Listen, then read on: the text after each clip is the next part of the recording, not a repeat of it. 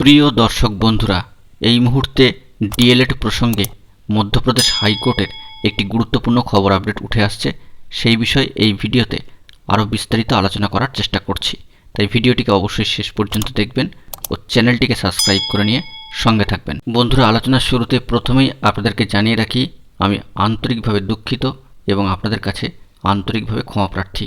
গতকালকে মধ্যপ্রদেশ হাইকোর্টের ডিএলএড সম্পর্কিত বিষয় নিয়ে যে অর্ডারটি উঠে এসেছিল, তার পরিপ্রেক্ষিতে গতকালকের ভিডিওতে আরও কিছু বলার দরকার ছিল, যা ওই সময় আমার বলা হয়নি। এই ভিডিওতে তা উল্লেখ করছি, তাই আন্তরিকভাবে আপনাদের কাছে আরও একবার ক্ষমা প্রার্থী এবং আন্তরিকভাবে দুঃখ প্রকাশ করছি। বন্ধুরা, সেই খবরের সাথে অর্থাৎ পূর্বের ভিডিওর সাথে সাযুজ্য রেখে এটুকু বলতে পারি, অনেকেরই প্রশ্ন, মধ্যপ্রদেশ হাইকোর্টের তরফ থেকে যে নির্দেশনামাটি উঠে এসেছে ডিএলএড সম্পর্কিত বিষয়, সেটি কি নোটিশ নাকি অর্ডার? বন্ধুরা, এই প্রশ্নের উত্তর হচ্ছে, যদি আপনারা সরাসরি মধ্যপ্রদেশ হাইকোর্টের নির্দিষ্ট অফিসিয়াল ওয়েবসাইটে প্রবেশ করেন এবং সেখানে এই মামলার কেস নম্বরটি দিয়ে সার্চ করেন, অর্থাৎ WP 13146 অফ 2023, সেখানে মামলাটির স্ট্যাটাস বর্তমানে পেন্ডিং দেখতে পাবেন এবং তার উপরে কতগুলি অপশান রয়েছে, অর্থাৎ জাজমেন্ট অর অর্ডার। সেই ঘরে ক্লিক করলে কিন্তু আপনার এই নির্দিষ্ট PDF অর্ডারটি ডাউনলোড করে নিতে পারবেন, যে অর্ডারটি PDF মোডে রয়েছে। নোটিশ সেকশানে কিন্তু এটা নেই। কার্যত তাহলে এটাই বলা যেতে পারে এটি একটি অর্ডার, কিন্তু এটি হচ্ছে ইন্টারিম অর্ডার বা অন্তর্বর্তীকালীন অর্ডার, যে মামলার শুনানি কিন্তু 4 সপ্তাহ পরে ওঠার কথা রয়েছে পরবর্তী ক্ষেত্রে। এখানে যে বিষয়টি উঠে আসছে, যে এই মামলার প্রথম হিয়ারিং হয়েছে 20/6/2023 তারিখে, অর্থাৎ 2 দিন আগেই, এবং সেইখান থেকেই এই নির্দেশনামাটি বা অর্ডারটি কিন্তু উঠে এসেছে। বন্ধুরা, এটাকে কিন্তু মাথায় রাখতে হবে, এটি একটি অর্ডারের অংশ। মামলাটি বর্তমানে কিন্তু পেন্ডিং অবস্থায় রয়েছে।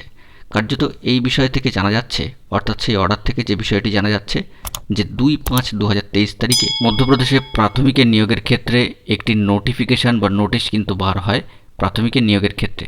সেক্ষেত্রে ডিএলএড এদের পাশাপাশি, অর্থাৎ ডিএলএড ডিগ্রিধারীদের পাশাপাশি বিএড ডিগ্রিধারী প্রার্থীদেরও কিন্তু বসতে দেওয়া হয় এবং অ্যাপয়েন্টমেন্টের কথা বলা হয়।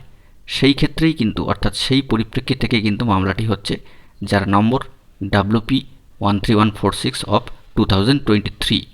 এখানে এই মামলাটির প্রথম হিয়ারিং হচ্ছে 20/6/2023 তারিখে।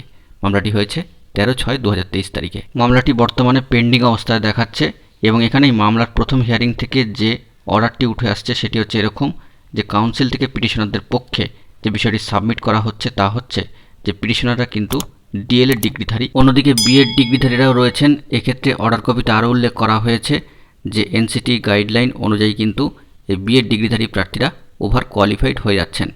পাশাপাশি এটাও উল্লেখ করা হয়েছে যে পর্যাপ্ত সংখ্যক ডিএলএড ক্যান্ডিডেট না পাওয়া গেলে তখনই কিন্তু আবেদন পাচ্ছেন বা অ্যাপয়েন্টমেন্ট পাচ্ছেন বিএড প্রার্থীরা, এটাও কিন্তু উল্লেখ করে দেওয়া হয়েছে। সবথেকে তাৎপর্যপূর্ণ বিষয়, অর্ডার কপির যে অংশে উল্লেখ করা হচ্ছে যে ডিএলএড ক্যান্ডিডেটরা যথার্থ সংখ্যক না পাওয়া গেলে, অর্থাৎ অ্যাভেলেবেল না থাকলে তখনই কিন্তু বিএডদের সুযোগ। এই যে অংশটি উল্লেখ করা হয়েছে, যা গতকালকে ভিডিওতেও আমি উল্লেখ করেছিলাম, তা কিন্তু অত্যন্ত তাৎপর্যবহ। সেই জন্যই বললাম যে পূর্বের ভিডিওর সাথে সাযুজ্য রেখেই এই ভিডিওটি কিন্তু তৈরি করা। এক্ষেত্রে বন্ধুরা আরও বিষয় উল্লেখ করা হয়েছে, যে 7 দিনের মধ্যে নোটিশ দিতে বলা হয়েছে রেজিস্টার্ড মোডে রেসপন্ডেন্টদের। পাশাপাশি পরবর্তী ক্ষেত্রে 4 সপ্তাহ পরে এই মামলার কিন্তু শুনানি। অন্তর্বর্তীকালীন বা ইন্টারিম অর্ডার কিন্তু এটা দেওয়া হয়েছে। অবশ্যই বিএড প্রার্থীদের যে অ্যাপয়েন্টমেন্ট করা হচ্ছে বা হবে, বা তাদের যে বিষয়টি, তা কিন্তু অবশ্যই নির্ভর করবে 4 সপ্তাহ পরে এই মামলার শুনানি থেকে কি আদেশ বা নির্দেশ বা কী রায় উঠে আসছে তার উপর নির্ভর করে। অর্থাৎ 4 সপ্তাহ পরে এই মামলার শুনানির সম্ভাবনা, তার উপর ভিত্তি করে কিন্তু বিএড প্রার্থীদের অ্যাপয়েন্টমেন্টের বিষয়টি নির্ভর করবে। কার্যত সেই বিষয়টি একেবারে এই অর্ডারের শেষ অংশে লিখে দেওয়া রয়েছে। বন্ধুরা, তাহলে বিষয়টি আশা করি স্পষ্ট করতে পারলাম আপনাদের কাছে। বন্ধুরা, এখন এটুকুই। সকলে ভালো থাকবেন এবং চ্যানেলটিকে এখনই সাবস্ক্রাইব করে নিয়ে সঙ্গে থাকবেন। ধন্যবাদ।